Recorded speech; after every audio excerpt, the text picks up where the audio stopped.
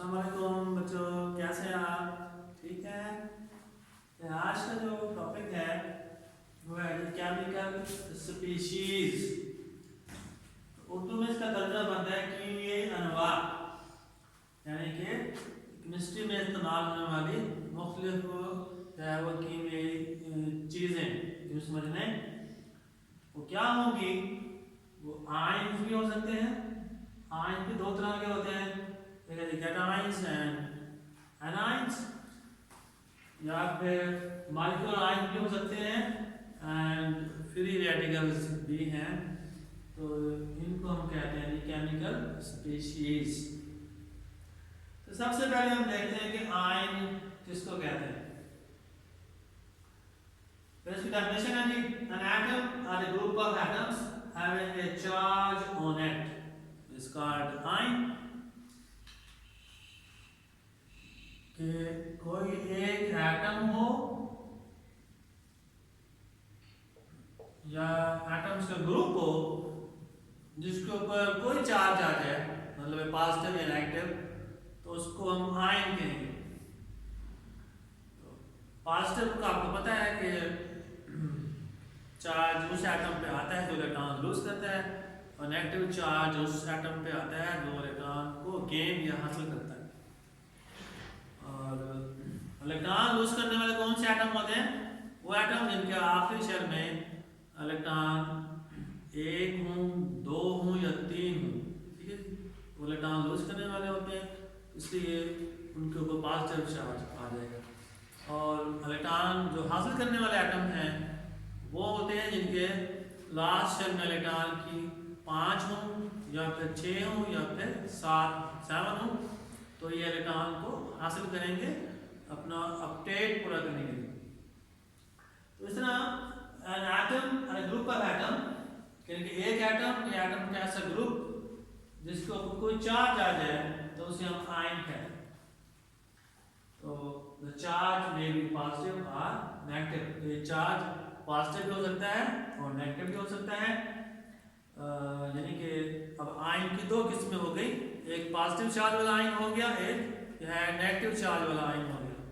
जो positive charge वाला ion होगा उसको हम बोलेंगे कैटायन, और जो नेगेटिव चार्ज वाला आयन होगा उसको हम कहेंगे एनायन। पॉजिटिव चार्ज क्यों आएगा? क्योंकि वो इलेक्ट्रॉन लूज करेगा, और नेगेटिव चार्ज पे क्यों आएगा? क्योंकि वो इलेक्ट्रॉन को हासिल या गेन करेगा टू कंप्लीट इट्स ऑब्टेन। अब देखते हैं कि कैटायन क्या होता है। An atom or group of atom having positive charge on it is called cation। कि ऐसे एटम या ग्रुप, एटम के ग्रुप जिसके ऊपर पॉजिटिव चार्ज आ जाए उसको हम कहेंगे कैटायन। वो कैसे बनेंगे? The cations are formed when an atom loses electron from its outermost shell। तो कैटायन उस वक्त बनेंगे जब कोई एटम अपने आखिरी शेल से इलेक्ट्रॉन लूज करेंगे। लूज करने वाले कौन होंगे?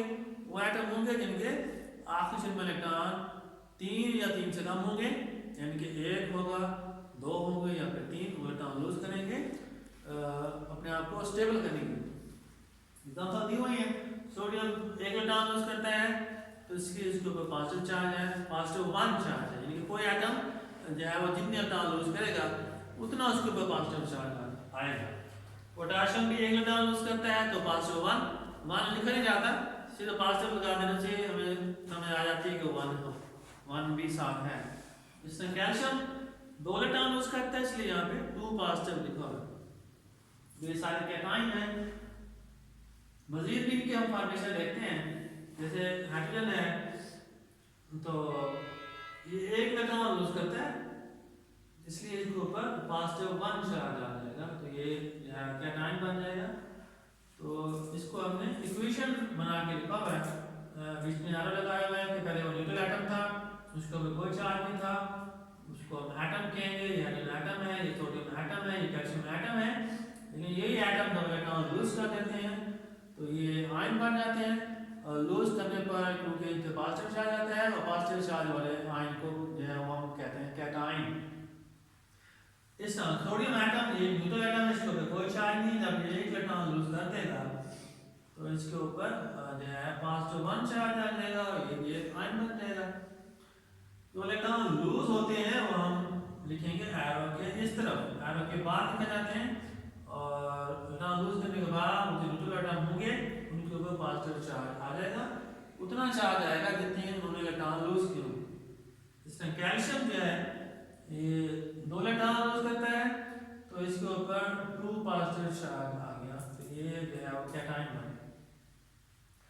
दूसरा अगर हम एनायन को देखें, यानी कि ऐसे atom, an atom or a group of atoms that has a negative charge on it is called anion। कि ऐसा एक एटम या ग्रुप ऑफ एटम के ग्रुप जिनके ऊपर नेगेटिव चार्ज आ जाए तो उन्हें हम एनायन कहेंगे। तो एनायन जो है वो नेगेटिव आयन कहलाता है। नेगेटिव चार्ज क्यों आएगा? क्योंकि इन्होंने इलेक्ट्रॉन जो है हासिल किए होंगे, इलेक्ट्रॉन इनमें ऐड हुए होंगे। Anion is formed when they gain addition of electron to an atom। ठीक है जी।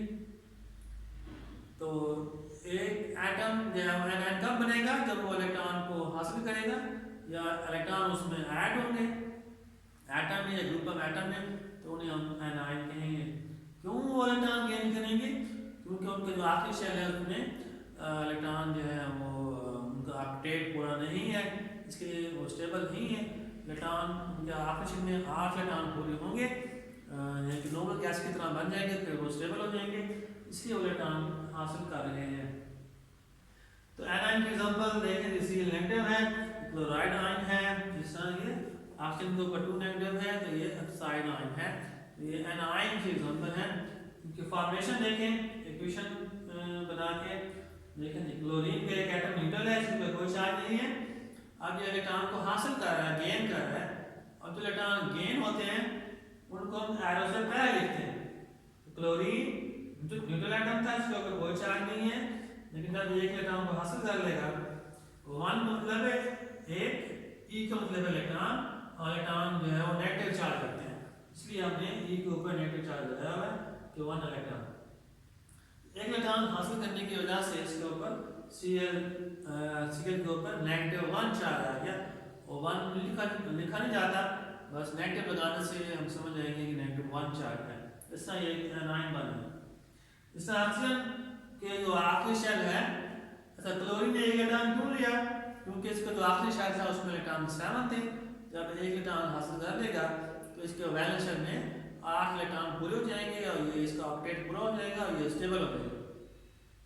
इस तरह ऑक्सीजन 2 इलेक्ट्रॉन हासिल कर रहा है, क्योंकि इसके जो आखिरी शेल है उसमें इलेक्ट्रॉन 6 है और 2 इलेक्ट्रॉन ये लेगा तो इसके आखिरी में इलेक्ट्रॉन 8 पूरे हो जाएंगे, फिर ये स्टेबल हो जाएगा। तो इसलिए ऑक्सीजन अभी न्यूट्रल एटम है, इसके ऊपर कोई चार्ज नहीं है। 2 इलेक्ट्रॉन हासिल करने की वजह से एरो से पहले लिखेंगे 2 इलेक्ट्रॉन गेन हुए, और एरो के बाद हम दिखाएंगे कि ऑक्सीजन के ऊपर 2 नेगेटिव चार्ज आ गया है। तो इसने 2 इलेक्ट्रॉन हासिल किए, इसलिए इसके ऊपर 2 नेगेटिव चार्ज आ गया और ये एनायन बन गया। ठीक है जी।